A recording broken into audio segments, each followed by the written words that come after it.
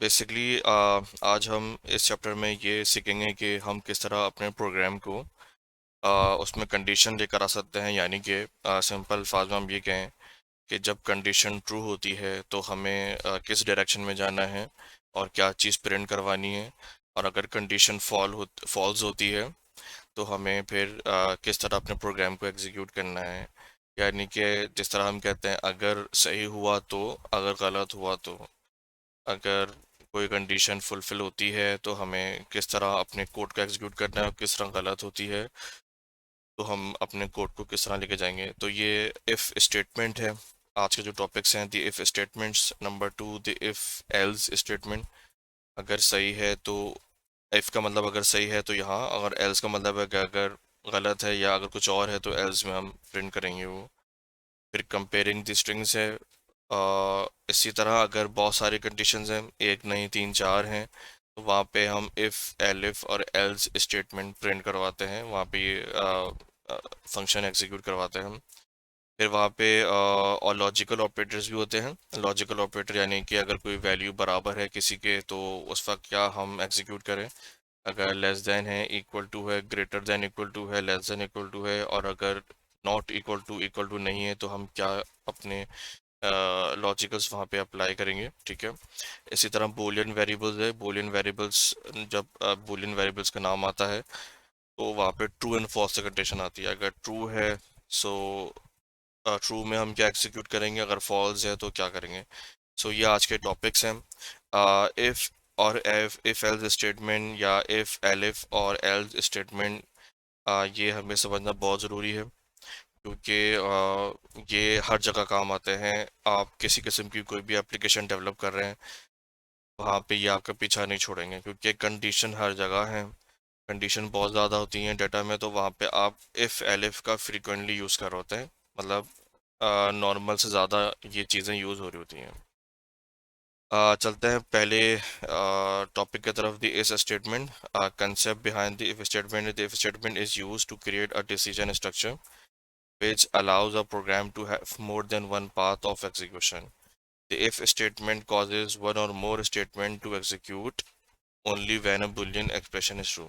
अच्छा, यहाँ पे ये बता रहे हैं कि बिल्कुल जैसा हमने अभी समझा कि इफ स्टेटमेंट एक डिसीजन स्ट्रक्चर है, और ये प्रोग्राम को एबल करता है कि वो डिसीजन ले कि वेदर हम, हमारी जो कंडीशन है, जो भी हमने इफ़ के साथ कंडीशन लगाई है, क्या वो रिक्वायरमेंट इसकी मीट कर रही है, नहीं कर रही। और नॉर्मली इफ़ को हम समझते हैं कि इफ़ जब ये एग्जीक्यूट होता है जब उसकी कंडीशन ट्रू होती है। ठीक है। जब कंडीशन ट्रू होगी तो उसी वक्त इफ़ चलेगा, अगर फॉल्स होगी तो वो एग्जीक्यूट एग्जीक्यूट नहीं करेगा। ठीक है। तो कंट्रोल स्ट्रक्चर है। कंट्रोल स्ट्रक्चर यही है कि हम जो है अपने स्ट्रक्चर को कंट्रोल करें, वहाँ पे कंडीशन लगाएं। ठीक है। और वहाँ पे इफ़ एंड एल्स की कंडीशन दें। ठीक है। और सीक्वेंस स्ट्रक्चर यहाँ पे सिंपल बताया गया है, ये एक सिंपल डेफिनेशन है, इसको ज़्यादा समझने की ज़रूरत भी नहीं है। सीक्वेंस स्ट्रक्चर बताया कि हमारा जब प्रोग्राम फ्लो होता है तो वो टॉप टू बॉटम चलता है और एक सीक्वेंस में चलता है। नॉर्मली कंट्रोल स्ट्रक्चर में जो है वो सीक्वेंस ब्रेक होती है कि वहाँ पे इफ़ एंड एल्स की कंडीशन आती है। सीक्वेंस जो है वो बिल्कुल नॉर्मल एक स्ट्रेट फॉरवर्ड होता है, जिसमें किसी किसी में कोई प्रोग्राम कंट्रोल नहीं होता, जहाँ पे इफ़ एल्स इफ़ की कंडीशन नहीं आती। तो ये जो एग्जांपल है ये आपने देखी होगी लास्ट क्लास में, लास्ट सेशन में हमने पढ़ी थी कि हम किस तरह वेरिएबल्स को इनपुट ले रहे थे, और इंटीजर फ्लोट के बारे में आपने पढ़ा था और हम उसको प्रिंट करवा रहे थे। तो अब जितने भी आगे सेशंस आएंगे ना, उसमें यही होगा कि हम जो आज पढ़ रहे हैं या हम जो पढ़ चुके हैं, वो वहाँ पे चीज़ें फ्रीक्वेंटली यूज़ हो रही होंगी। ये आपकी प्रैक्टिस के ऊपर होगा कि आपको पता होना चाहिए और पता होगा कि जो भी नए टॉपिक्स आ रहे होंगे तो वहाँ पे हम ये सब चीज़ें फ्रीक्वेंटली यूज़ कर रहे होंगे। ठीक है। तो आई होप आपको नॉलेज भी है और आपने प्रैक्टिस भी करी होगी लास्ट सेशन की। ठीक है। अच्छा, डिसीजन स्ट्रक्चर के फॉर्मेट के ऊपर आते हैं, उसके फ्लो चार्ट के ऊपर आते हैं। और बेसिकली डिसीजन स्ट्रक्चर क्या कहता है, अगर हम डायग्राम को फॉलो करें। ये सिंपल ऊपर से एरो आ रहा है, यानी कि हमारा प्रोग्राम यहाँ से स्टार्ट हुआ और हम यहाँ पे कहते हैं कि भाई बाहर जो है वो सर्दी है। लेट्स से अगर कोई घर से बाहर जा रहा है और अगर बाहर सर्दी है, तो हम उसको कहते हैं कि भाई अगर हाँ ठीक है, अगर सर्दी फील हो रही है, बाहर अगर कोल्ड है, तो कंडीशन यानी कि ट्रू है, तो आपने जैकेट या कोट पहनना है। ठीक है। तो अगर बाहर सर्दी है, कंडीशन बिल्कुल सही है, ट्रू है, बाहर सर्दी है, तो आपने ये कंडीशन ट्रू हुई, यानी कि इफ़ ये कंडीशन ट्रू हुई और आपने जो है वो जैकेट और कोट वेयर किया, फिर आप वहाँ से बाहर गए। ठीक है। अगर बाहर सर्दी नहीं है, अगर वेदर प्लेजेंट है, यानी कि बिल्कुल सही है, नॉर्मल है, जैकेट कोट पहनने की ज़रूरत नहीं है, तो यानी कि इफ़ कंडीशन यहाँ पे फुलफिल नहीं हो रही। यानी कि हमारा जो डिसीजन था बेसिकली वो ये था कि हमने पहले अज्यूम कर लिया था कि बाहर सर्दी है, लेकिन बाहर सर्दी नहीं है, तो वो कंडीशन फॉल्स हो गई और आपको जैकेट वेयर कोट भी कुछ भी वेयर नहीं करना और आपने डायरेक्ट बाहर चलाना है। ठीक है।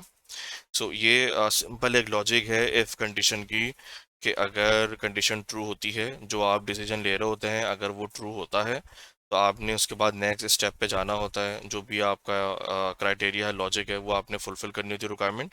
Then you have to proceed further for the execute the program. ठीक है। तो यहाँ पे भी ये समझाया गया है कि किस तरह ट्रू की कंडीशन को फुलफिल करना है। यहाँ पे इफ कंडीशन का कुछ फॉर्मेट दिया हुआ है कि आपने किस तरह स्टेटमेंट फुलफिल करना है। ठीक है।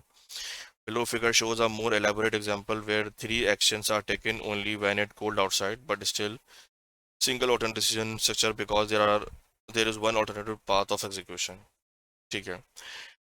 अच्छा, यहाँ पे जो है बताया गया है कि कंडीशन तो एक ही है, बाहर अगर सर्दी है, लेकिन जो आपने चीज़ें जो यानी कि जो स्ट्रक्चर है, जो आपने ट्रू कंडीशन के अंदर परफॉर्म करने हैं, ठीक है, तो वो कौन कौन से हैं, कि यहाँ बता रहा है कि जो फिगर है नीचे, इसमें कंडीशन तो एक ही है, यानी कि बाहर सर्दी है या नहीं है, लेकिन ट्रू के अंदर अगर वो ट्रू हो रही है, फुलफिल हो रही है, तो आपने उसमें जो एक्शंस लेने हैं वो एक से ज़्यादा हैं, यानी कि आपने कोट भी वेयर करना है, हैट भी पहननी है और ग्लव्स भी पहनना है। तो यानी कि हम अपने प्रोग्राम में ट्रू कंडीशन में एक से ज़्यादा लॉजिकल फंक्शंस या लॉजिकल वैल्यूज़ या हम स्टेटमेंट एग्जीक्यूट कर सकते हैं।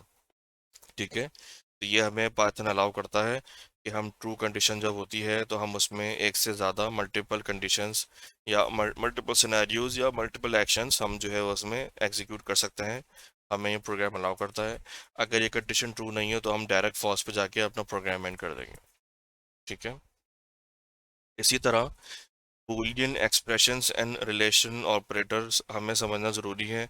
जो भाई लोग जो एक्सेल यूज़ करते हैं, सिंपल यहाँ पे वही फॉर्मेट यूज़ हो रहा है कि हम जब हम नॉर्मली इसको क्रोकोडाइल माउथ कहते हैं, तो अगर ये अंदर की तरफ ओपन है, तो इसका मतलब है ग्रेटर देन, और अगर ये अंदर की तरफ क्लोज है, तो ये इसका मतलब है less than, greater than equal to, less than equal to, और डबल इज इक्वल टू डला हुआ है, यानी इसका मतलब है कि वैल्यू बराबर है, यानी कि दैट इज इक्वल टू, और exclamation mark and is equal to, इसका मतलब है कि ये फिगर इसके बराबर नहीं है, that is not equal to. तो एक्सप्लेशन मार्क और is equal to, that is mean not equal to. ठीक है। तो मेरे ख्याल से ये सारे ही एक्सेल में यूज़ होते हैं, और मेरे ख्याल से नॉट इक्वल टू भी यूज़ होता है, शायद मैंने यूज़ नहीं किया कभी, लेकिन मे भी यूज़ होता हो। अगर नहीं है, तो ये फिर हमें अंडरस्टैंडिंग करनी है कि पाइथन में हम exclamation mark and is equal to use करेंगे जब फिगर हम कंडीशन को ही देंगे कि वो बराबर नहीं है। ठीक है। इसी तरह यहाँ पे एग्जांपल्स दी हुई है कि हम किस तरह रिलेशनल ऑपरेटर को प्रोग्रामिंग लैंग्वेज में यूज़ करते हैं और किस तरह उसको पढ़ते हैं। तो यहाँ पे लिखा हुआ है x is greater than y. So यहाँ हम इसको पढ़ेंगे, इस x is greater than y, क्या एक्स ग्रेटर है वाई से। फिर इस x is less than y. फिर थर्ड है इस x is greater than equal to y. Fourth है इस एक्स इज लेस देन और इक्वल टू वाई। फिफ्थ है इस x is equal to Y. ठीक है। और लास्ट है इस x is not equal to Y. ठीक है। तो ये बताया गया है कि आपको किस तरह उसको पाइथन लैंग्वेज में रीड करना है। अच्छा, यहाँ पे एग्जांपल्स दी हुई है, एक्स की वैल्यू 1 दी हुई है, वाई की वैल्यू 0 है, और हमें चेक करना है कि क्या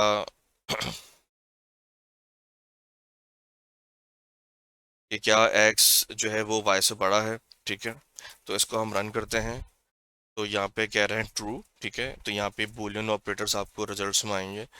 तो ये कहता है कि बिल्कुल x की वैल्यू 1 है, y की वैल्यू 0 है, तो यहाँ पे x की वैल्यू बढ़िया, कंडीशन ट्रू है। हम इसको कमेंट कर देंगे और इसको अनकमेंट करेंगे। अब हम y को चेक करेंगे दोबारा रन करके, और हम देखेंगे कि उसने बोला फॉल्स, क्योंकि y 0 था, ठीक है। y 0 था और x जो है वो बड़ा था, तो उसने यहाँ पे हमें कह दिया कि कंडीशन फॉल्स है, ठीक है। इसी तरह यहाँ पे एग्जांपल्स हैं, greater than equal to, less than equal to. तो यहाँ पे तीन वैल्यू दी हुई हैं एक्स, वाई एंड जेड। हम एक एक करके जो है वो चेक कर लेंगे। यहाँ पे X is greater than Y, तो कंडीशन बिल्कुल ट्रू है। इसको अनकमेंट करेंगे और चेक करेंगे, बिल्कुल X is greater than and equal to Z. तो यहाँ पे दो कंडीशन है, जैसे आप देख रहे होंगे एक्स भी वन है, जेड भी वन है। तो यहाँ पे कि क्या एक्स बड़ा है या बराबर है जेड के, तो यहाँ पे इसने कहा बिल्कुल बराबर है, और दैट इज कंडीशन ट्रू है, ठीक है। इसी तरह X is less than equal to Z, यहाँ पे मैं समझ रहा हूँ यहाँ पे भी ट्रू आएगा, क्योंकि उसके बराबर ही है। uh, एक मिनट, वही है। तो इसको हम एग्जीक्यूट करेंगे तो यहाँ पे ट्रू आया, ठीक है। और इस x is less than Y, तो यहाँ पे बराबर नहीं है और ना छोटा है, बड़ा है बल्कि, तो यहाँ फॉल्स देगा, ठीक है। इसी तरह double is equal to operator है, और यहाँ पे बता रहा है दी एक्स, और वापस यहाँ पे वही तीन वैल्यू दी हुई, x is equal to one, y is equal to zero, और z is equal to one, ठीक है। हमें चेक करना है तो हम पहले चेक कर लेंगे। जी, कोई कुछ कह रहा है मेरे ख्याल से।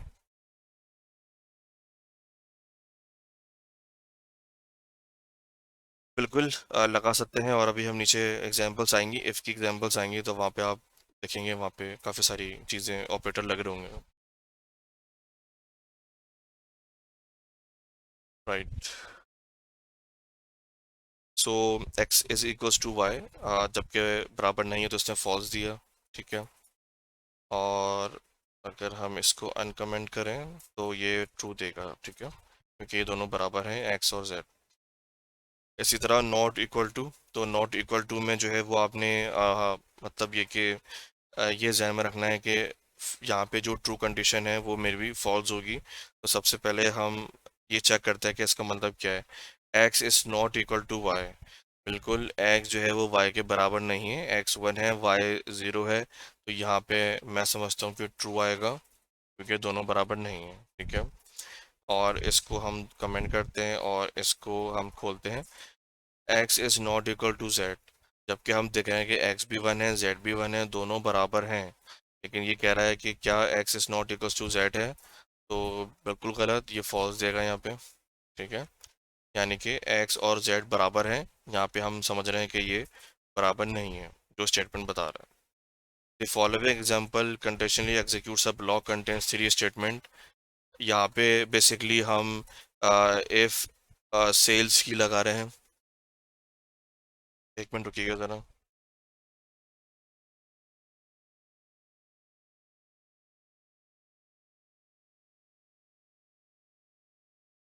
जी, सॉरी। सो यहाँ पे अब हम जो है देखें, अभी जैसे भाई ने कहा था कि क्या हम ग्रेटर देन लेस देन की कंडीशन यूज़ कर सकते हैं। तो यहाँ पे हमने एक एग्जांपल ली है, और यहाँ पे हम इफ़ के अंदर ग्रेटर देन की वैल्यू यूज़ कर रहे हैं, और एक हमने वेरिएबल असाइन किया हुआ है जिसकी वैल्यू है 500, ठीक है।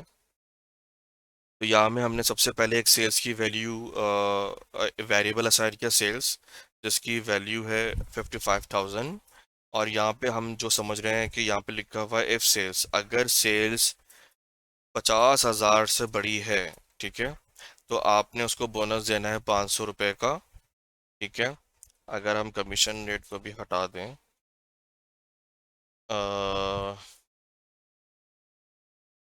ठीक है, तो if sales is greater than 50,000, तो आपने प्रिंट करना है you met your sales quota, ठीक है।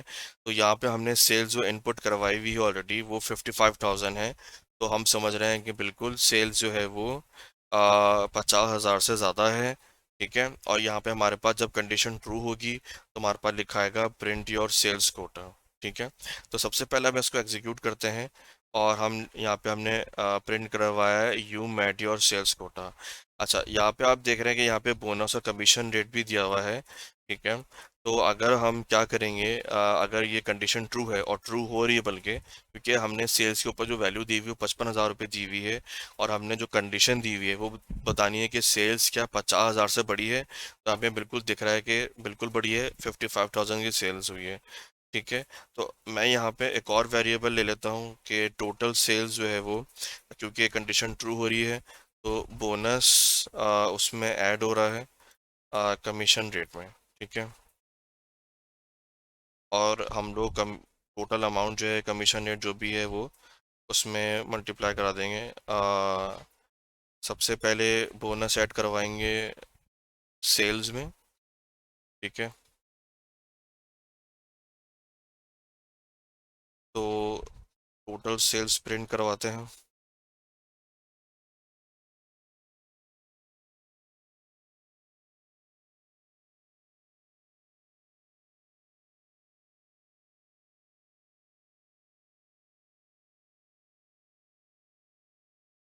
ठीक है। अच्छा, ये इसको हम नॉर्मली मुझे बोनस कैलकुलेट करने का अगर फॉर्मूला मिल जाए, यानी कि कमीशन रेट भी दिया हुआ है बोनस भी दिया हुआ है, तो हम कमीशन निकालेंगे टोटल सेल्स में से, ठीक है। तो सेल्स टोटल कमीशन कितना होगा?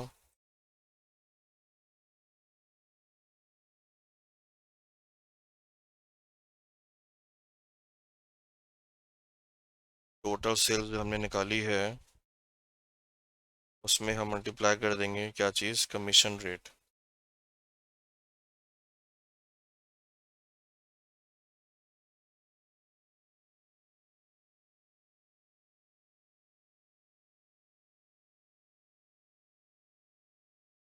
प्रिंट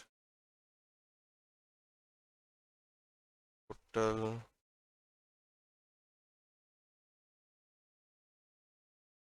तो कितना आया टोटल कमीशन? हमारे पास जो टोटल सेल्स पहले आई जब उसमें बोनस ऐड हुआ, ठीक है, तो हमारी अमाउंट बन गई थी 55,500, 500 रुपये ऊपर मिला। और हमने जो है वो इस अमाउंट का कमीशन भी निकाला, यानी कि 12% से, जो कि जो भी सेल्समैन जो बेच रहा है उसको कमीशन मिलेगा इस टोटल सेल के ऊपर, तो वो 6,660 रुपये मिलेगा, ठीक है। तो हमने टोटल सेल्स के ऊपर जो हमने निकाली थी वो हमने मल्टीप्लाई कर दी कमीशन रेट के हिसाब से, और जो कमीशन अमाउंट है, ठीक है, वो हमने यहाँ पे नीचे ऑब्टेन कर लिया। सो आपने देखा कि हमारा जो एक फ्लो चार्ट था जिसपे वो कह रहा था कि जब कंडीशन ट्रू होती है तो आप अपनी वैल्यू को अंदर जो है ना बहुत सारे वेरिएबल असाइन कर सकते हैं, बहुत सारे डिफरेंट मेथड मैथमेटिकल ऑपरेटर्स या जो भी कमांड एग्जीक्यूट करानी है वो आप ट्रू कंडीशन के अंदर कर सकते हैं। लेकिन अगर कंडीशन फॉल्स है, लेट से मैं 49,000 ले लेता हूँ, तो मेरे ख्याल से ये कुछ भी नहीं होगा, ठीक है, और कुछ भी प्रिंट नहीं होगा, ठीक है। तो आपने देखा कुछ भी प्रिंट नहीं हुआ, क्योंकि कंडीशन यहाँ पे इधर ही उसने डिसीजन ले लिया कंडीशन फॉल्स है, तो उसने आगे एग्जीक्यूट नहीं किया। हमारी अंडरस्टैंडिंग यही थी कि इफ़ की जो कंडीशन है वो जब भी चलती है जब ये ट्रू होती है। तो अभी यहाँ पे हमने सिर्फ इफ़ लिया हुआ है, हम जो है वो एल्स के बारे में पढ़ेंगे जब कंडीशन फॉल्स होती है, ठीक है। अच्छा, यहाँ पे टेस्ट एवरेज एग्जांपल है। हमने लास्ट सेशन में पढ़ी थी एक टेस्ट स्कोर की। यहाँ पे सिर्फ एक कंडीशन आ गई है, हाई स्कोर। हमने कहा है कि यहाँ पे हाई स्कोर 95 है, ठीक है। अब यहाँ पे हम लोग इनपुट ले रहे हैं, 3 एग्जाम्स हुए थे, टेस्ट होते, उसके यहाँ पे हम इनपुट लेंगे और उनका एवरेज लेंगे। अगर उनका एवरेज जो हम यहाँ पे ले रहे हैं, ठीक है, अगर उनका average, if average is greater than equal to high score, अगर वो बराबर है या बड़ा है हाई स्कोर से, ठीक है, तो हम ये कंडीशन प्रिंट करवाएंगे। तो यहाँ पे आपने देखा कि यहाँ पे हम जो है वो इनपुट भी ले रहे हैं, एवरेजिंग भी हो रही है, प्रिंट भी करवा रहे हैं, और आखिर में हमने यहाँ पे एक कंडीशन लगाई हुई कि भाई अगर कंडीशन फुलफिल हो रही है, अगर एवरेज स्कोर बड़ा आ रहा है या बराबर आ रहा है हाई स्कोर के, तो हम यहाँ पे कहेंगे congratulation, this is a great average. 95 बहुत ज़्यादा हो गया, 80 ले लेते हैं, ठीक है यहाँ पे। और हम एवरेज ऐसा बनाते हैं कि 80 आए। तो सबसे पहला हमने लिया 80, सेकंड ले लिया 85, और थर्ड हम ले लेंगे 82। तो ये कंडीशन फुलफिल हो गई, 82.33 यहाँ पे एवरेज बन के आया, और हमने इस एवरेज को यहाँ पे प्रिंट करवाया, द एवरेज स्कोर 82.33। और उसके बाद फिर हमने कंडीशन लगाई कि क्या अगर एवरेज बराबर या हाई स्कोर के है, जो हमने ऊपर इनपुट दिया हुआ है ये इससे कंपेयर कर रहा है, ठीक है, तो आप प्रिंट कर दो। अगर ये एवरेज 80 से नीचे आएगा तो ये इफ़ ये कंडीशन यहीं पे फॉल्स हो जाएगी, और ये प्रिंट वाला फंक्शन यहाँ पे कुछ भी नहीं चलेगा, ठीक है। सो आई होप यहाँ तक आपके समझ में आ गया है। अगर नहीं आया तो आप लोग क्वेश्चन कर सकते हैं और पूछ सकते हैं।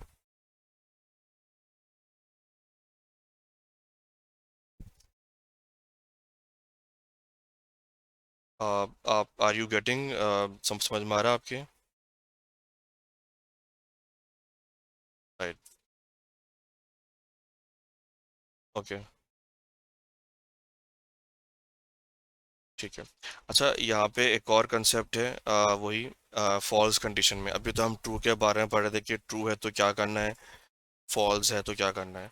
तो इफ एंड एल्स का, इफ का जो कंसेप्ट है वो आपको समझ में आ गया। अब इफ एंड एल्स के बारे में पढ़ते हैं कि ये जो रोम्बस बना हुआ है, यहाँ पे हमने एग्जांपल दी हुई है फ्लो चार्ट में टेम्परेचर की, ठीक है। तो यहाँ पे कह रहा है कि अगर टेम्परेचर लेस देन 40 है, यानी कि जाहिर सी बात है तो टेम्परेचर लेस देन 40 होगा, तो आपने डिसाइड करना है कि print uh little cold isn't it, यानी कि प्रिंट करवा रहा है कि ठीक है, क्या वहाँ बाहर जो है मौसम थोड़ा कोल्ड है, सर्दी है। अगर टेम्परेचर 40 से लेस नहीं है या बड़ा है, ग्रेटर देन है, कंडीशन फॉल्स होती है, तो आपने कहना है कि बाहर जो है वेदर बिल्कुल सही है, nice weather we are having. तो ये दो कंडीशन है। ट्रू कंडीशन पे आपने ये प्रिंट करवाना है, और फॉल्स कंडीशन पे जो है आपने ये प्रिंट करवाना है, ठीक है ना। तो यहाँ पे इफ कंडीशन है ट्रू, एंड अगर ट्रू नहीं है तो आपने एल्स देना है, जो भी प्रिंट करवाना है यहाँ पे, ठीक है। तो स्टेटमेंट इफ का ऐसा इस तरह है कि आपने इफ यूज़ करना है, नीचे स्टेटमेंट देनी है, और यहाँ पे आपके पास फिर एल्स का स्टेटमेंट आ रहा है, ठीक है। तो आपने इंटेंटेशन को फॉलो करना है। तो यहाँ पे इंटेंटेशन के बारे में बताया गया है। इंटेंटेशन ये होती है कि आपने ये जो मार्जिन चल रही है इफ़ और एल्स की, ये बिल्कुल नीचे जो पहला इफ़ खुल रहा है उसके नीचे एल्स ही आएगा, ठीक है। इफ़ एंड एल्स को सीक्वेंस में रखना है।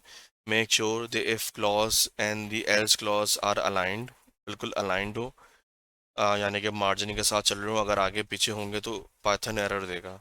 The if clause and the else clause are each followed by a block of statement, ठीक है। दोनों जो है वो, जब भी इफ आता है तो वो भी कोई स्टेटमेंट एग्जीक्यूट होती है उसमें, एल्स आता है तो उसमें भी स्टेटमेंट एग्जीक्यूट होती है। अच्छा, यहाँ पे एक ऑटो पेरोल है, ऑटो रिपेयर पेरोल है, और यहाँ पे हमने जो है वो दो वेरिएबल असाइन करे हुए हैं, बेस आवर्स यानी कि बेस आवर्स पर वीक, यानी कि 40 आवर्स पर वीक है, एंड ओ टी मल्टीप्लायर यानी कि ओवर टाइम मल्टीप्लायर हमने लिखा हुआ है यहाँ पे, दैट इज़ 1.5, ठीक है। यानी कि कोई भी अगर काम करता है ओवर टाइम 40 से ऊपर जाता है, तो उसको हम 1.5 का एक मल्टीपल हमने डाला हुआ है यहाँ, जिसको हम देंगे। यहाँ पे हम दो इनपुट ले रहे हैं, get the hours work by hourly पे रेट, ठीक है। यहाँ पे हम घंटे ले रहे हैं, और यहाँ पे हम पे रेट ले रहे हैं कि घंटे के हिसाब से क्या बिल बनता है, या उसको जो भी नॉर्मली जो भी काम करता है उसको आवर्ली हम क्या पे करते हैं, ठीक है। अच्छा, यहाँ पे हमने शुरू में कंडीशन ले ली है कि क्योंकि जाहिर सी बात है जो आवर्स हैं वो नॉर्मली जो हम ले रहे हैं इनपुट, ठीक है, यहाँ पे आवर्स से हमें वो चेक करना है कि क्या जो हम इनपुट ले रहे हैं आवर्स, वो बेस आवर्स से, यानी कि जो हमने ऊपर मेंशन करे हुए हैं, क्या वो उससे बड़े हैं। अगर बड़े हैं, जाहिर सी बात है अगर कोई 40 घंटे ज़्यादा काम करेगा तो उसको ओवर टाइम मिलेगा। हमने यहाँ पे नीचे कैलकुलेशन करी हुई है। First get the number of hours, ठीक है, जो भी हमने 40 आवर्स लिए उसमें से हमने माइनस करवा दिए बेस आवर्स, ठीक है, क्योंकि आवर्स जो आएंगे वो हमेशा बड़े आएंगे, यानी कि हम लिखेंगे नहीं भाई मैंने जो है वो 50 घंटे काम किया, तो 50 घंटे माइनस करवा देंगे बेस आवर से यानी कि 40 से। तो हमारे पास कितने घंटे आ जाएंगे, एक्चुअली वो घंटे आ जाएंगे जो हमने ओवर टाइम दिए। अब ओवर टाइम आवर्स यहाँ पे मल्टीप्लाई हो जाएंगे, यानी कि 10 घंटे मल्टीप्लाई हो जाएंगे आपका पे रेट, ठीक है, जो आपका पे रेट है और ओवर टाइम मल्टीप्लायर से, ठीक है। उसके बाद आपकी जो ग्रॉस पे बनेगी वो आपकी बेस आवर्स बनी, उसमें आपने पे रेट मल्टीप्लाई कराया और ओवर टाइम आपने ऐड करवा दिया। फिर आपके पास जो ग्रॉस सैलरी बनेगी वो आवर्स जो आपने घंटे सबमिट किए थे और आपका जो पे रेट है, तो वो यहाँ पे बन जाएंगे। यानी कि ये ऐसी कंडीशन में आ रहे हैं अगर आपने पूरे घंटे नहीं दिए। सो हम इसको एग्जीक्यूट करवाते हैं। Enter the amount of work, normally हम लेते हैं पहले कम घंटे, हमने 39 आवर्स दिए, यानी कि बेस आवर्स 40 थे, हमने कम घंटे दिए, तो इफ़ की कंडीशन यहाँ पे ट्रू नहीं होगी, हम डायरेक्ट एल्स पा जाएंगे, हमारे 39 आवर्स डायरेक्ट मल्टीप्लाई हो जाएंगे पे रेट से, ठीक है। इसको मैं यहाँ एंटर करता हूँ और पे रेट निकालता हूँ, लेट से $2 या समथिंग। तो हमारे पास ये मल्टीप्लाई हो गए, 39 मल्टीप्लाई बाई 2, $78 आ गए, ठीक है। अगर मैं कंडीशन को ट्रू करना है तो मुझे 40 घंटे ज़्यादा लेना है, तो मैंने लिया 45, यानी कि 5 घंटे एक्स्ट्रा करे हैं। और पे रेट क्या है, वही है, $2 है। तो मैंने देखा कि मेरे पास 45 का जो आवर से पहले उसका हमने 40 का रेट निकाला डॉलर से मल्टीप्लाई करके, तो वो ऑब्वियसली $80 पे गया। $80 के बाद 5 घंटे ज़्यादा थे तो उसका हमने मल्टीप्लाई किया ओवर टाइम मल्टीप्लायर से, वो हमने यहाँ पे 1.5 का रखा हुआ है, तो 1.5 भी मल्टीप्लाई हुआ, पे रेट भी मल्टीप्लाई हुआ, तीन चीज़ें एक साथ मल्टीप्लाई हुई ओवर टाइम आवर्स में, तो हमारे पास $15 एक्स्ट्रा बने। तो वो $80 में वो ऐड हो गए और $95 आ गया, यानी कि 80 प्लस 15, सो दैट इज़ $95। हमारे पास जब कंडीशन ट्रू हुई तो यहाँ पे हमारे पास ओवर टाइम आ गया, यानी कि ग्रॉस सैलरी जो बन रही है वो बेसिकली $95 बन रही है। सो आपने देखा कि यहाँ पे हमने वेरिएबल भी असाइन किए हुए हैं, इनपुट भी ले रहे हैं, वो भी फ्लोट में। हमने इफ़ की कंडीशन भी लगाई हुई है कि अगर कंडीशन ट्रू होती है तो आपने किस तरह उस बंदे का ओवर टाइम कैलकुलेट करना है, ठीक है। और अगर कंडीशन ट्रू नहीं होती तो आपने वहाँ पे ऐसी कंडीशन दी हुई है कि इसके जितने भी घंटे बनते हैं उसको डायरेक्ट मल्टीप्लाई कर दो उसके आर्ली पे रेट से और ग्रॉस सैलरी प्रिंट करवा देते हैं। सो यहाँ पे लास्ट में हम जो नॉर्मली ग्रॉस पे दोनों में वेरिएबल दिया हुआ है, आप देख रहे हैं कि वेरिएबल दोनों में सेम है। ग्रॉस पे जिसका भी वेरिएबल प्रिंट होकर आएगा, जिसका भी वेरिएबल सामने आएगा, तो हमने प्रिंट का जो फंक्शन है बिल्कुल लास्ट में दिया हुआ है। ग्रॉस पे का वेरिएबल एफ से भी आ रहा है, ठीक है, और एल से भी आ रहा है। तो जब एफ की कंडीशन ट्रू होगी तो यहाँ पे एफ का ग्रॉस पे प्रिंट हो जाएगा, अगर एल की कंडीशन ट्रू होगी तो ग्रॉस पे यहाँ पे प्रिंट होकर आ जाएगा। दोनों सूरतों में प्रिंट का फंक्शन एक ही है। अच्छा, यहाँ पे आप देख रहे होंगे नई चीज़ के फॉर्मेट आ रहा है। नॉर्मली ये फॉर्मेट है, फॉर्मेट का एक फंक्शन है, हम हमें नॉर्मली डॉलर साइन देना है, और ये देख रहे हैं आप डेसिमल्स भी आ रहे हैं और अप टू 2 डेसिमल्स आ रहे हैं। तो फॉर्मेट आपने ग्रॉस पे यहाँ पे लिखवाया, यहाँ पे कॉमा सेपरेट किया, आपने यहाँ पे फॉर्मेट मेंशन किया कि आपने कॉमा यूज़ करना, यानी कि मिलियंस में यूज़ करनी फिगर, और डॉट का मतलब है डेसिमल में आपने वैल्यू प्रिंट करवानी है।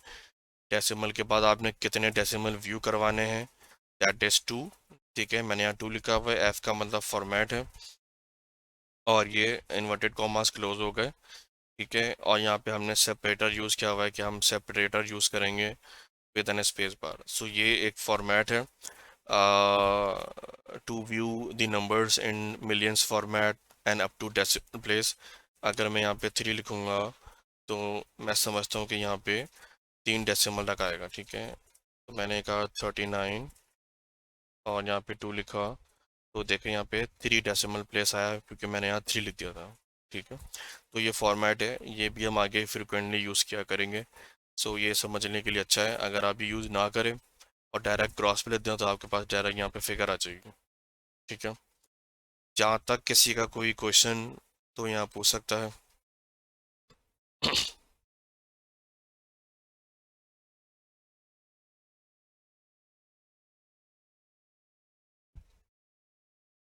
Any question?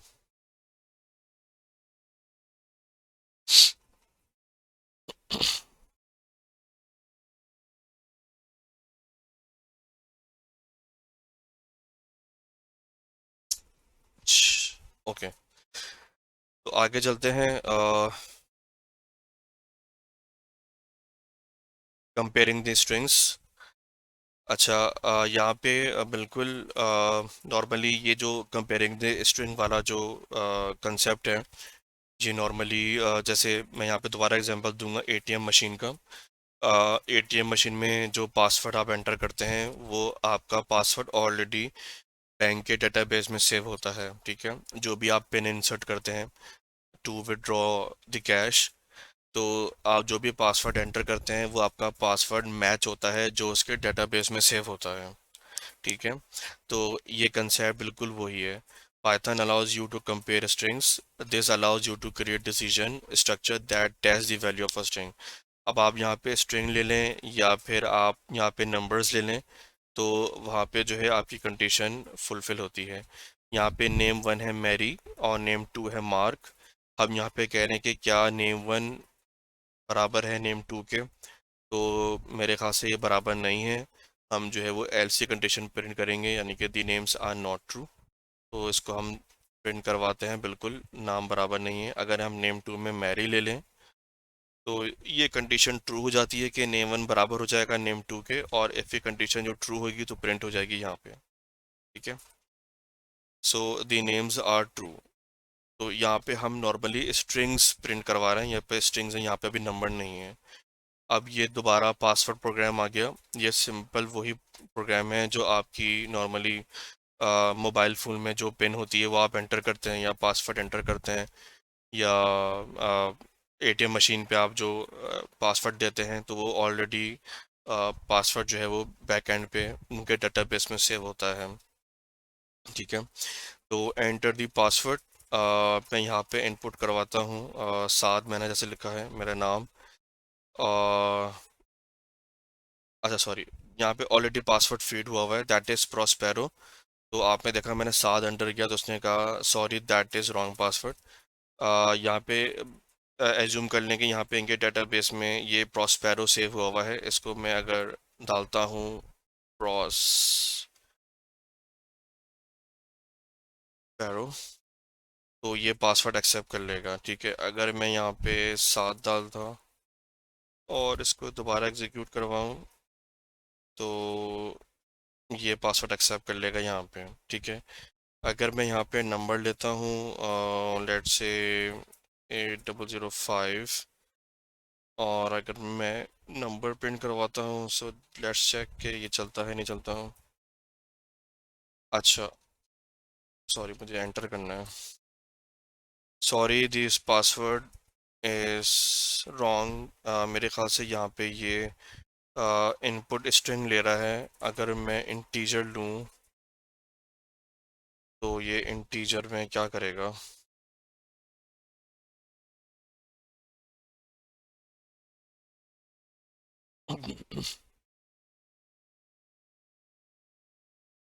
ओके, ठीक है, इंटीजर मैंने यहाँ पे लिख दिया। पहले वो उसको स्ट्रिंग एज्यूम कर रहा था और 805 को एक्सेप्ट नहीं कर रहा था।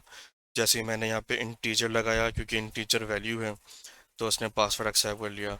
सो नॉर्मली ये सब बताने का मतलब ये है कि कंपेयरिंग द स्ट्रिंग्स में आप स्ट्रिंग्स भी कंपेयर कर सकते हैं, जैसे हमने ऊपर मैरी किया। ठीक है, और आप इंटीजर वैल्यू भी कर सकते हैं। इंटीजर के लिए आपको आगे इंटीजर लगाना है, ये हम ऑलरेडी पढ़ चुके हैं, इंटीजर फ्लोट और स्ट्रिंग वगैरह। जैसे मैंने इंटीजर लिया और यहाँ पे मैंने इसके डेटाबेस पे 8005 यहाँ पे लिखी कि पासवर्ड जो है वो ये है, और जब मैंने एंटर किया तो पासवर्ड एक्सेप्ट हो गया। ठीक है, सो ये कंपेयरिंग दी स्ट्रिंग का एक कंसेप्ट था जो यहाँ पे बहुत छोटा सा था, ख़त्म हुआ। नंबर 4 है इफ़ एलिफ और एल्स स्टेटमेंट। ठीक है, तो ये भी बड़ा अच्छा सा टॉपिक है। इसमें जो है हम मल्टीपल सिनेरियोज इंसर्ट करेंगे। पहले तो हमने देखा था जब हम कंडीशन ट्रू होती थी या फॉल्स होती थी तो हम एक ही एल्स के अंदर बहुत सारे दे देते हैं। लेकिन यहाँ पे हमें डिसीजंस एक नहीं है, अब हमारे पास डिसीजंस बहुत सारे हैं। पहले तो हमने जिसमें देखा हमने सब में इफ़ एक ही आ रहा है, इफ़ है एल्स है, इफ़ और एल्स है। लेकिन अब यहाँ पे इफ़ एक नहीं है, इफ़ बहुत सारे हैं। तो हम यहाँ पे इफ़ एलिफ लेंगे और एल्स लेंगे, तो यहाँ पे तीन स्टेटमेंट आ रही है। इसका कंसेप्ट क्या है? To test more than one condition, a decision structure can be nested inside another decision structure। अब एक इफ के अंदर एक और डिसीजन आ रहा है, हम कहते हैं कि ठीक है, यहाँ पे एग्जांपल दी हुई है। ठीक है, गो टू दी विंडो एक प्रोग्राम है, यहाँ पे फ्लो चार्ट में समझाया हुआ है। आपने विंडो में जाना है और वहाँ पे आपने जो है एक और कंडीशन है, मतलब एक सीक्वेंस है, रीड दी थर्मोमीटर। तो आप यहाँ पे डिसाइड कर रहे हो कि अगर बाहर सर्दी है और कंडीशन ट्रू है तो आपने जैकेट पहनी है, वेयर दी कोट, आपने कोट वेयर करना है और आपने फॉल्स करने देना है। उसके बाद एक और सीक्वेंस फॉलो हो रही है, open the door and go outside.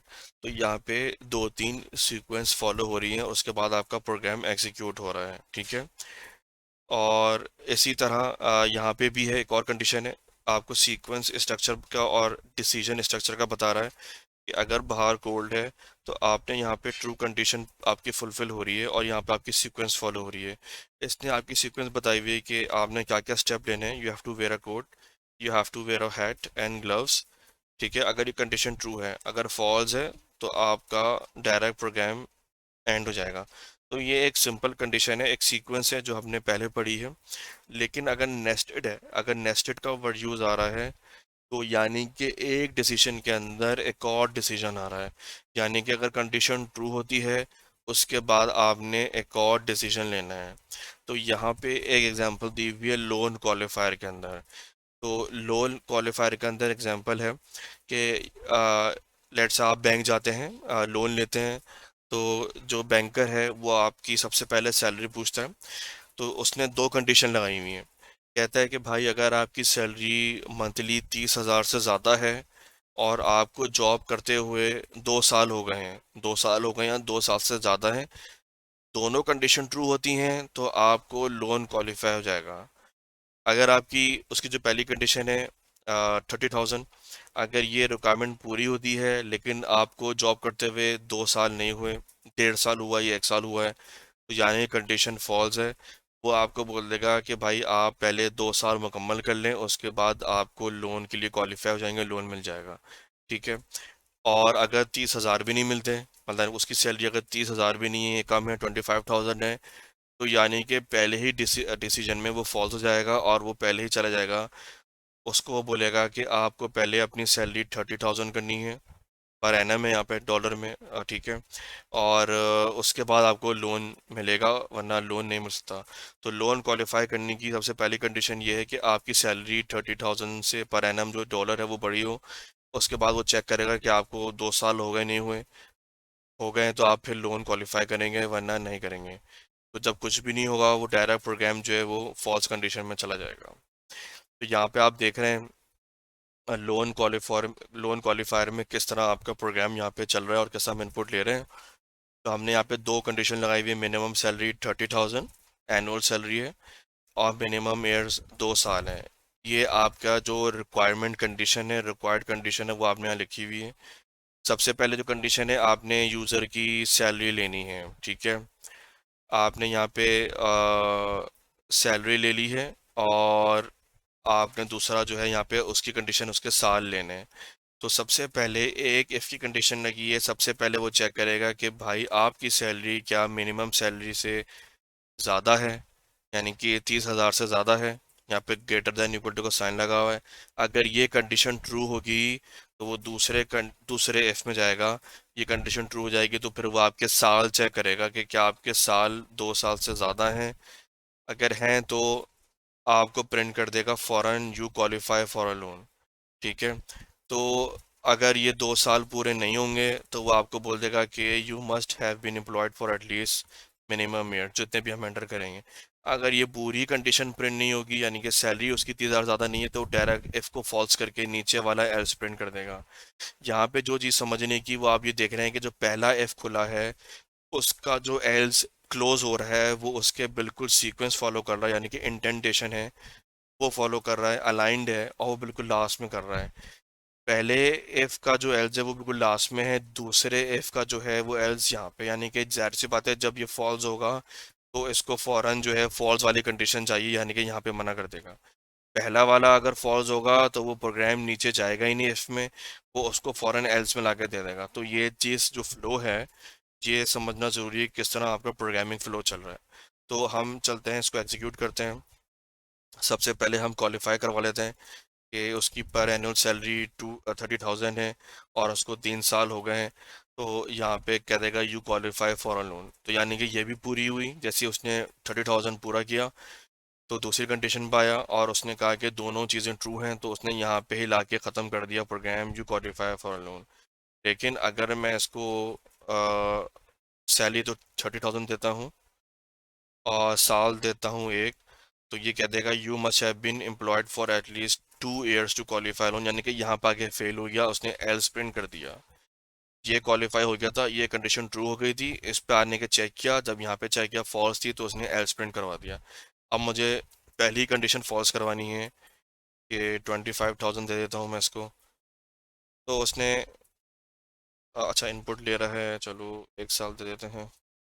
तो दोनों चीज़ें इनपुट करने के बाद उसने जो एनालाइज किया कि उसकी सैलरी ही कम है, 25 है, तो उसने फ़ौरन कहा कि भाई you have to earn at least 30,000, जो हमने मिनिमम सैलरी रिक्वायरमेंट ऊपर दी हुई है, तो आपको जब जाके लोन मिलेगा।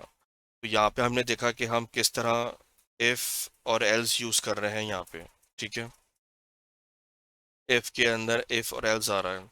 अब एक और है नेस्टेड डिसीजन। यहाँ तक अगर आपको कोई क्वेश्चन है तो आप पूछ सकते हैं, फिर हम आगे चलते हैं।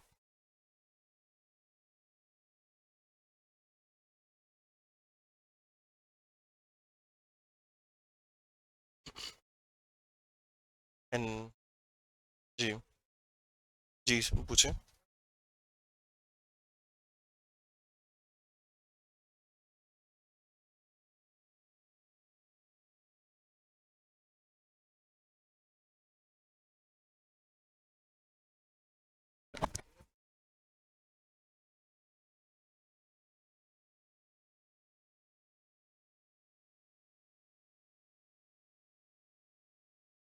अच्छा, आपको जो है वो दो चीज़ें प्रिंट करवानी है, यानी कि मिनिमम सैलरी प्रिंट करवानी है और साल भी प्रिंट करवाना है।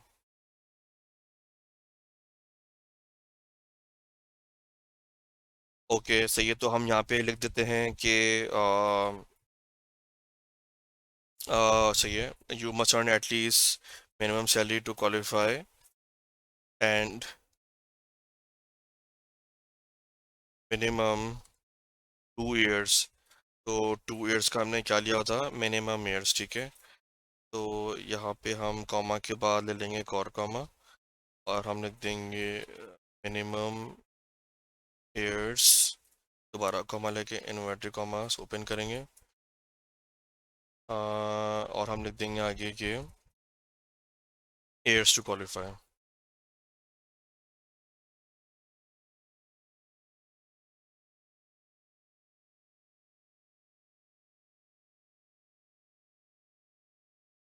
जी फहद, आपने क्वेश्चन किया था regarding to print both amount and the year. अच्छा नबील आपने किया था, ठीक है। अच्छा अच्छा सही से, राइट। सो बिल्कुल, यहाँ पे मैंने स्टेटमेंट एंटर कर दिया है कि अगर दोनों कंडीशन फॉल्स हो रही हैं और हमें दोनों स्टेटमेंट प्रिंट करवाना है, यानी कि you must earn at least $30,000 per year to qualify a loan and minimum 2 years to qualify. So मैंने यहाँ स्टेटमेंट एंटर कर दी और यहाँ पे अगर मैं इसको एग्जीक्यूट करूँगा दोनों कंडीशन फेल होंगी, या अगर पहली कंडीशन फेल करवा दें सो वो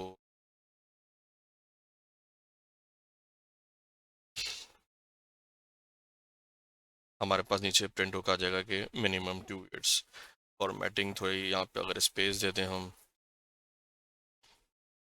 तो ये बिल्कुल सही हो जाएगा यहाँ पे, ठीक है। तो आई गेस यही क्वेश्चन था नबील आपका, कि अगर हम दोनों चीज़ें प्रिंट करवा रहे हैं। अच्छा रिकॉर्डिंग, सॉरी।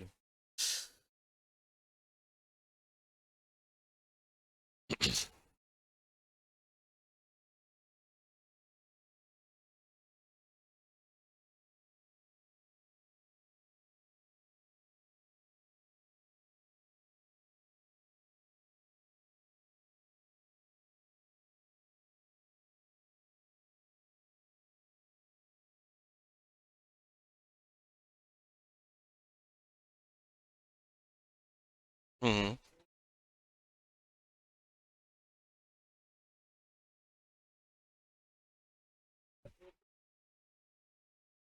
ओके। ओके। हाँ, देखिए बिल्कुल सही है। अच्छा, यहाँ पे जो चीज़ समझने की है वो ये है कि जो बैंकर है ना, वो उसकी जो सबसे पहली रिक्वायरमेंट है या पहली कंडीशन है, वो सैलरी पे फोकस कर रहा है। वो जब सैलरी रिक्वायरमेंट कंप्लीट होती है तो वो कंप्लीट एयर्स पे जाता है। आपका क्वेश्चन ये है कि सैलरी अगर फुलफिल नहीं हो रही और एयर्स फुलफिल हो रहे हैं, यानी कि एयर की कंडीशन ट्रू हो रही है, तो वो उसके हिसाब से स्टेटमेंट दे। तो बेसिकली ये जो प्रोग्राम बना हुआ है, ये पहली कंडीशन ट्रू होने के बाद दूसरी कंडीशन आ रही है, यानी कि हम पहले इनपुट ले रहे हैं सैलरी का और दूसरा ले रहे हैं मिनिमम ईयर्स का। लेकिन आप वाली कंडीशन मेरे ख्याल से वो आगे किसी एग्जाम्पल में है, वो आपको वहाँ पे आंसर मिलेगा कि अगर आइदर कोई एक कंडीशन पूरी होती है तो वो सिर्फ उसी का ही रिस्पॉन्स है, यानी कि अगर सैलरी की कंडीशन फॉल्स है और एयर फुलफिल हो रहे हैं तो वो एयर के बारे में दे। मेरे ख्याल से गालिबा आपका यही क्वेश्चन है। तो ये आगे कोई एग्जांपल आएगी मेरे ख्याल से, वो है उसमें जो एक किसी न किसी एक कंडीशन पे ट्रू होने पे जो है ना वो आपको रिस्पॉन्स देगा, यानी कि प्रिंट फंक्शन वहाँ लगा होगा।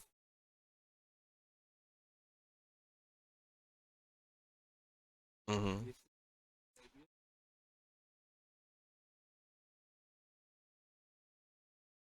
हाँ, वो नीचे बिल्कुल। हाँ।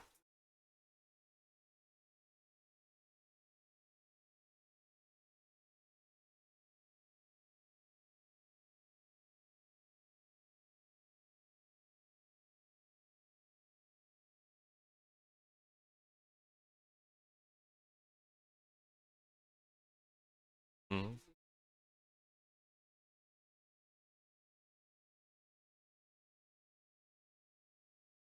सही कह रहे हैं आप भी। तो हम इस प्रोग्राम को दो तीन तरीके से बना सकते हैं। हम एक और जो टॉपिक है नॉर्मली, मतलब ये जो A for else if else की कंडीशन है, आप देखेंगे कि हम ये एग्जांपल आगे ले रहे होंगे तो हम वहाँ पे ए फॉर एल्स यूज़ नहीं कर रहे होंगे। एग्जांपल यही होगी, वहाँ पे हम एल एफ यूज़ कर रहे होंगे। वो प्रोग्राम थोड़ा इससे आसान होगा। अभी जो नेक्स्ट एग्जांपल आ रही है वहाँ पे आपको चीज़ें और मज़ीद क्लियर होंगी। आपके क्वेश्चन बहुत अच्छे हैं।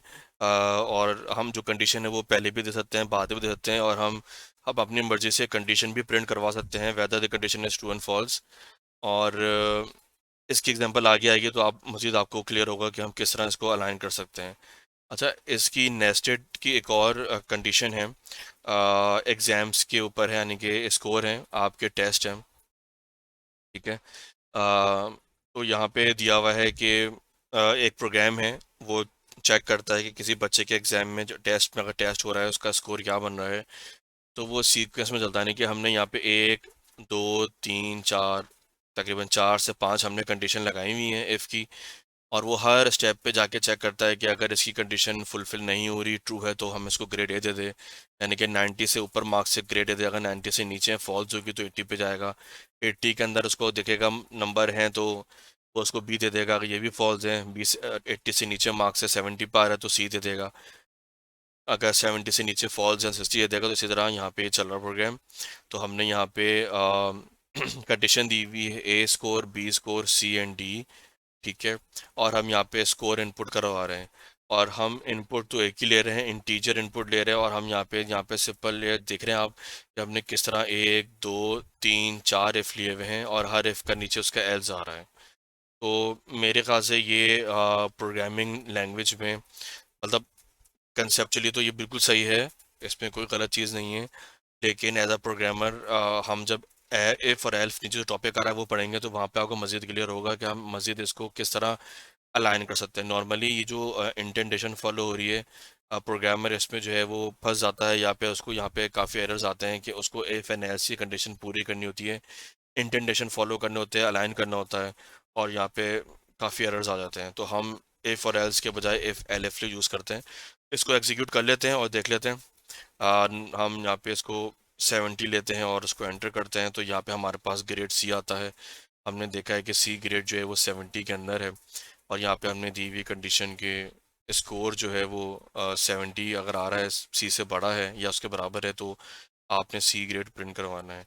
ठीक है, और लास्ट कंडीशन 60 की है। अगर मैं 60 से कम लूँ तो 50 ले लूँ और एंटर करूँ, तो यहाँ में आप देगा एफ। तो ये एक सिंपल एग्जांपल थी इफ़ स्टेटमेंट की, इफ़ एल्स स्टेटमेंट की। लेकिन इसको हमें मज़ीद अलाइन करना है, मज़ीद हमें ये इंटेंटेशन जो है ना हटानी है। ये थोड़ा इसकी मतलब प्रोग्रामर एज अ प्रोग्रामर जो है ना वो सीक्वेंस समझ में नहीं आती। हम इफ़ और एलिफ का टॉपिक यहाँ पे इंक्लूड करते हैं, और इसकी इंटेंटेशन किस तरह है कि हम इफ़ एलिफ यूज़ करते हैं और एल यूज़ करते हैं, अलाइनमेंट उसकी फॉलो करते हैं। इफ़ एलिफ क्या कहता है, ये बिल्कुल वही कंसेप्ट है जो हमने पिछली एग्जांपल में पढ़ा। हम यहाँ पे दोबारा से वही एग्जांपल यूज़ करेंगे, ग्रेडिंग वाली जो भी हमने ऊपर पढ़ी है। अब आप देख रहे होंगे कि वही प्रोग्राम है, सेम वही इनपुट है, वही उसके वेरिएबल्स हमने असाइन किए हुए हैं। लेकिन आप देख रहे होंगे कि प्रोग्राम कितना एक अच्छे अंदाज से लिखा हुआ है। कितनी ज़्यादा लाइंस जो हमने ऊपर यूज़ कर रहे थे यहाँ पे वो सारी एलिमेंट हो गई। हमने एक दो तीन चार हमने इफ़ यूज़ करे हुए थे और एल्स यूज़ कर रहे थे, वो सब ख़त्म हो गए, और यहाँ पे हम सिर्फ यूज़ कर रहे हैं एलिफ। और आप ये देख रहे हैं कि ये हम इसकी इंटेंटेशन एक प्रॉपर अलाइंड है, सीक्वेंस भी आउट नहीं हो रही, और इसमें एरर के चांसेस कम होते हैं, और इसमें प्रोग्राम का फ्लो भी थोड़ा जल्दी हो जाता है। तो यहाँ पे हमने सिंपल क्या किया कि सबसे हमने प्रोग्राम जो स्टार्ट किया वो इफ से ही किया, कि अगर पहली कंडीशन फुलफिल नहीं होती तो हमें इफ और एल्स यूज़ करने की ज़रूरत नहीं है। हम यहाँ पे जो है वो नॉर्मली एल एफ यूज़ कर लेंगे, ELIF। यहाँ पे एल एफ है। मेरे ख्याल से अगर हम माइक्रोसॉफ्ट एक्सेल VBA में यूज़ करें तो वहाँ पे एल्स एफ ऐसे कुछ है वहाँ पे। तो यहाँ पे बहुत शॉर्ट फॉर्म है एल एफ। आपने एल एफ यूज़ करा, अगर ये कंडीशन ट्रू होती है तो वो आपको यहाँ प्रिंट कर देगा। इसके नीचे एल्स लिखने की ज़रूरत नहीं है, क्योंकि हमने ऑलरेडी यहाँ पे एल एफ लिखा हुआ है, और उसको पता है कि यहाँ पे फॉल्स कंडीशन में आपने वापस नीचे ही जाना है। ठीक है, तो यहाँ पे हमने एल एफ ऑलरेडी डिफाइन कर दिया है। तो जो भी कंडीशन ट्रू होगी तो वो प्रिंट कर देगा, अगर फॉल्स होगी तो नीचे एल एफ में चला जाएगा। जो भी कंडीशन फॉल्स होगी तो यहाँ पे वो प्रिंट कर देगा। तो ये है। तो ऊपर हमने जो है वो यहाँ पे इस तरह देख रहे हैं कि हमने किस किस तरह यूज़ किया था, इफ़ ये कितने सारे हम यूज़ कर रहे थे डिसीजन। ये बेसिकली नेस्टेड फंक्शन है, यानी कि एक डिसीजन के अंदर हम एक और डिसीजन ले रहे हैं, जब वो फेल हो जाता है या ट्रू होता है तो हम एक और डिसीजन लेते हैं। तो नेस्टेड का मतलब होता है कि एक डिसीजन के अंदर आप एक और डिसीजन ले रहे हैं। ठीक है, इसी तरह लॉजिकल ऑपरेटर है। यहाँ तक मेरे ख्याल से समझ में आ गया होगा कि किस तरह हम मल्टीपल सिनेरियोस और डिसीजन यहाँ पे ले रहे हैं। और लॉजिकल ऑपरेटर है एंड और नॉट। नॉर्मली हम ये एक्सेल में यूज़ करते हैं। यहाँ पे हमारी एक्सेल की जो अंडरस्टैंडिंग है सेम वही अंडरस्टैंडिंग हमारी यहाँ पे है, कि जब एंड यूज़ करते हैं, एंड ऑपरेटर यूज़ करते हैं, तो यहाँ पे हमारा मतलब होता है कि हम दो से ज़्यादा या दो या तीन कंडीशन को हमें कम्प्लीटली ट्रू करना है। यानी कि अगर हम दो ले रहे हैं कंडीशंस, तो दोनों का ट्रू होना लाजमी है। अगर दोनों ट्रू होगा तो वो प्रोग्राम चलेगा। और में ये होता है कि और में आइदर एक कोई भी कंडीशन ट्रू हो जाए तो वहाँ पे प्रोग्राम एग्जीक्यूट हो जाता है, लेकिन एंड में अगर कोई भी एक कंडीशन फॉल्स हो तो वहाँ पे प्रोग्राम नहीं चलता। एंड के लिए लाजमी है कि सारी कंडीशन ट्रू हो तो प्रोग्राम चलेगा, अगर एक भी फॉल्स आया नहीं चलेगा। और के लिए ये है कि कोई भी एक ट्रू हो जाए तो प्रोग्राम चल जाएगा, अगर दोनों फॉल्स हैं या सारे फॉल्स हैं प्रोग्राम नहीं चलेगा। हाँ, अगर बहुत सारे फॉल्स हैं और एक ट्रू है तो फिर भी प्रोग्राम चल जाएगा। तो और के लिए ट्रू होना लाजमी, कोई भी एक ट्रू हो तो प्रोग्राम चल जाएगा। तो इसे हम बूलियन एक्सप्रेशंस कहते हैं। नॉट के लिए ये है कि जाहिर सी बात है नॉट में दोनों को फॉल्स करना है। ठीक है, तो दोनों का फॉल्स होना ज़रूरी है। नीचे एक्सप्रेशन दी हुई हैं, x is greater than y and a is less than b. इस x is greater than y and इस a is less than b, तो यहाँ पे दोनों का ट्रू होना लाजमी है, तो प्रोग्राम एग्जीक्यूट होगा। हम इसको इस तरह रीड कर सकते हैं, x is equals to y और x y is equals to z. Is x is equals to y और is x equals to Z. यहाँ पे ऐसी कंडीशन है। Not is the expression x is greater than y not true. तो हम यहाँ पे कंडीशन ट्रू को फॉल्स बना रहे होते हैं। यहाँ पे हम एंड ऑपरेटर यूज कर रहे हैं। ठीक है, यहाँ पे एग्जांपल दी गई है। टेम्परेचर जो है वो 18 है, मिनट्स 15 है। हम कह रहे हैं कि क्या टेम्परेचर 20 से नीचे है और मिनट्स 12 से ज़्यादा हैं। तो हमें यहाँ पे दिख रहा है बिल्कुल टेम्परेचर 18 हमने डिफाइन किया हुआ है और मिनट्स जो है वो 12 से ज़्यादा हैं। तो दोनों कंडीशन ट्रू हो रही हैं।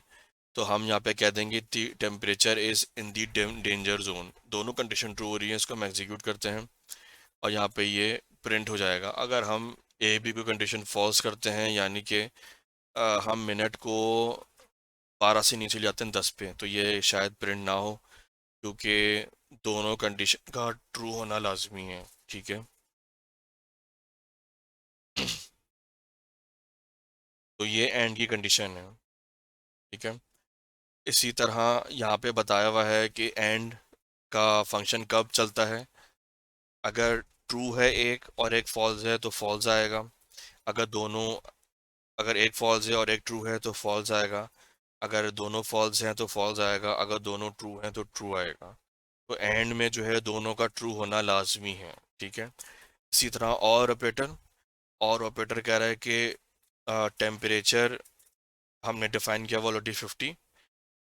क्या टेम्परेचर लेस देन 20 है या फिर ग्रेटर देन 100 है।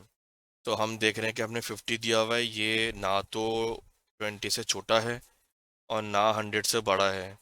तो यहाँ पे क्या आना चाहिए, मेरे ख्याल से दोनों कंडीशन फॉल्स हो रही हैं, तो ये कुछ भी प्रिंट नहीं करेगा। ठीक है ना। अगर मैं इसको कोई एक भी ट्रू बनाना है तो मैं इसको लेस देन 10 कर देता हूँ, तो ये प्रिंट कर देगा कि टेम्परेचर टू एक्सट्रीम, यानी कि टेम्परेचर बहुत ज़्यादा सर्दी है।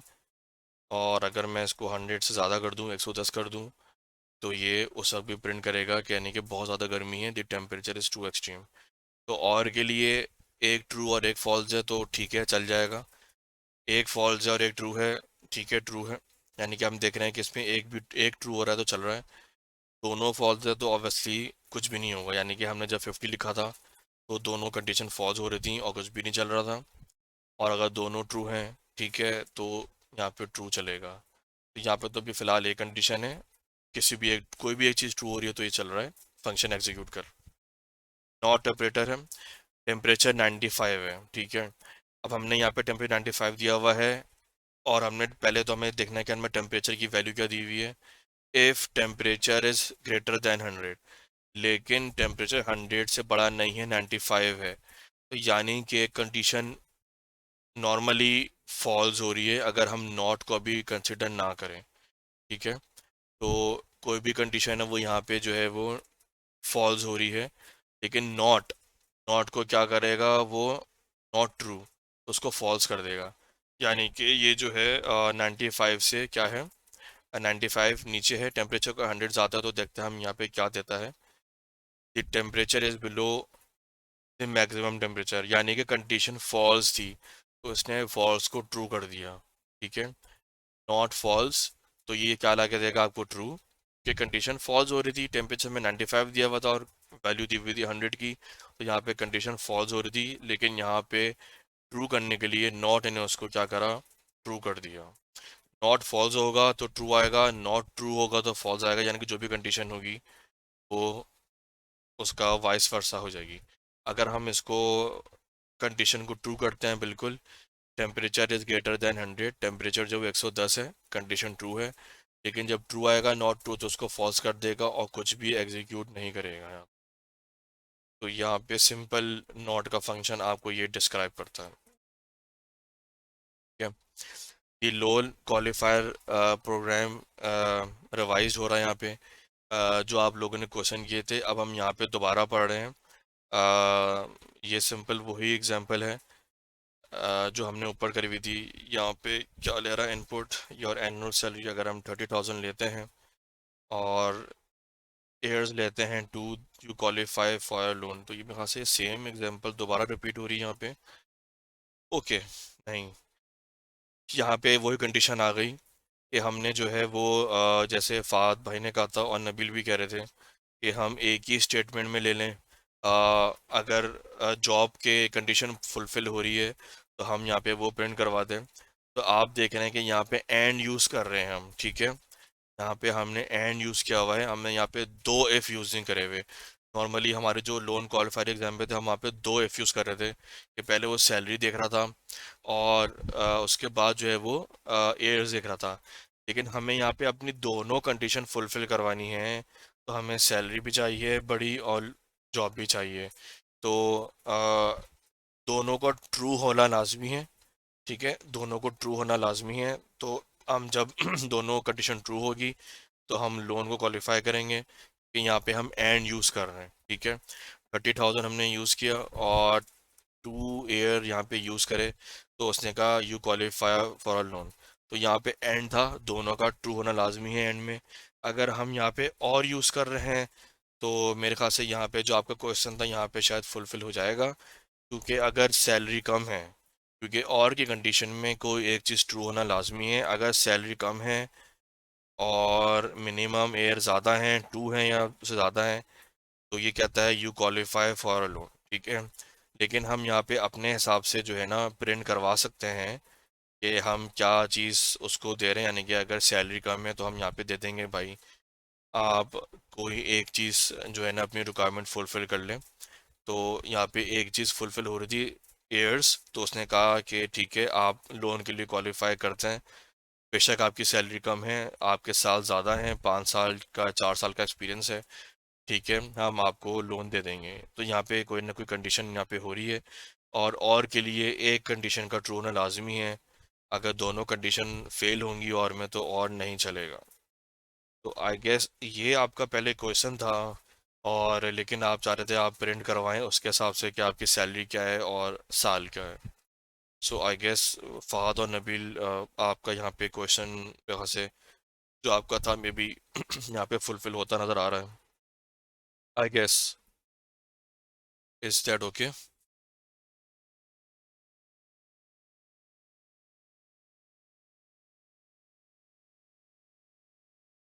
ओके। मेरे ख्याल से ये बूलियन वेरिएबल्स लास्ट टॉपिक है हमारा। अच्छा, बूलियंस नॉर्मली हम जैसे ही बूलियन का वर्ड आता है तो हम वहाँ पे ट्रू एंड फॉल्स से कंडीशंस आती हैं। आपने देखा ऊपर किस तरह कंडीशन ट्रू होती है, फॉल्स है। तो हर लैंग्वेज में जो है वो ट्रू एंड फॉल्स चल रहा होता है बैक एंड पे। अब Boolean variables can reference one of two values, that is true and false. Boolean variables are commonly used as flags which indicate whether the specific condition exists.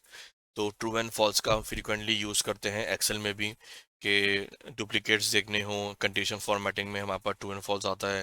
यहाँ पे अगर हम कोई चीज़ नॉर्मली एक्सेल में हम देखते हैं कि वहाँ पे भी, जैसे अगर मैं साद नाम लिखूँ यहाँ पे और यहाँ पे एक और साद लिखा हुआ है, और अगर मैं यहाँ पे कहूँ कि क्या ये सेल बराबर है इसके, तो यहाँ पे ट्रू दे देगा। लेकिन अगर मैंने यहाँ पे फहद लिख दिया तो ये यहाँ पे फॉल्स दे देगा। तो यहाँ पे भी बूलियन ऑपरेटर पीछे बैक एंड पे चल रहा है। तो कंडीशन ये है कि ये दोनों बराबर हों तो कंडीशन ट्रू होगी। तो यहाँ पे अगर हम जब बराबर करना है तो यहाँ पे ट्रू हो जाएगा, ठीक है। सो इसी तरह पाइथन में भी यही है कि आपको पीछे बैक एंड पे दोनों ट्रू होना लाजमी है। यहाँ पे कुछ एग्जांपल दी हुई है, देखते हैं क्या एग्जांपल्स है। सेल्स की अमाउंट दी हुई है 45,000, ठीक है। और ये कह रहा है if sales is greater than 50,000 तो सेल्स कोटा मैट, ट्रू, ठीक है। और else sales quota doesn't met, false. अच्छा, यहाँ पे हमने दो वेरिएबल असाइन किए हुए हैं सेल्स कोटा के, ट्रू एंड फॉल्स के। उसके बाद हम नीचे इनपुट ले रहे हैं यहाँ पे और प्रिंट करवा रहे हैं। तो you did not met your sales quota, क्यों नहीं हुआ? क्योंकि हमने कहा है कि 50,000 की लिमिट है, ठीक है। ठीक है। तो यहाँ पे ट्रू एंड फॉल्स की कंडीशन यहाँ पे लगाई हुई है। अगर हम इसको 50,000 ले लें, यानी कि over here, so you have met your sales quota, यहाँ पे ग्रेटर देन इक्वल टू लगा हुआ है। अगर हम डबल इज इक्वल टू लगा लें तो क्या ये देगा? Okay, you have met your sales quota. अगर मैं यहाँ पे सिर्फ एक डिजिट बढ़ा दूँ, 50,001, तो ये हमें क्या देगा? You did not met your sales quota, right. तो ट्रू एंड फॉल्स की कंडीशन है।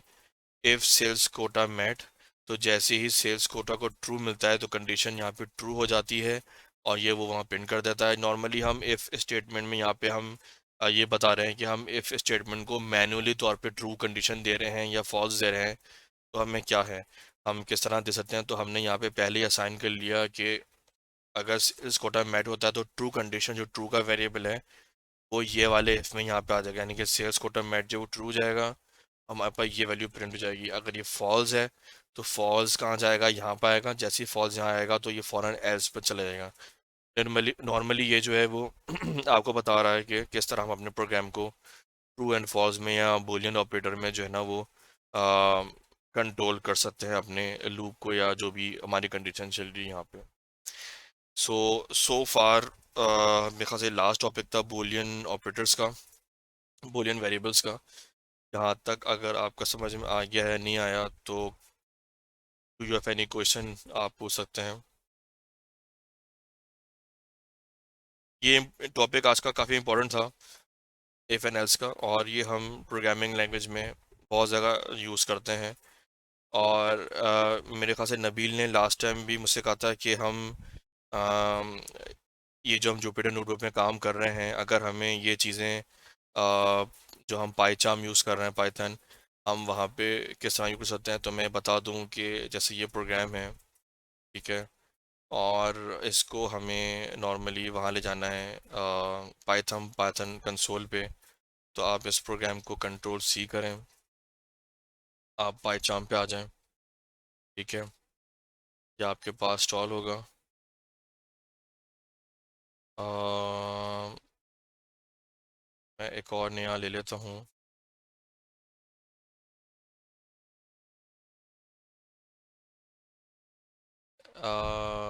MHS सेक्शन 2 में आ जाते हैं, और यहाँ पे मैं एक नया पाइथन कंसोल ले लेता हूँ, पाइथन फाइल,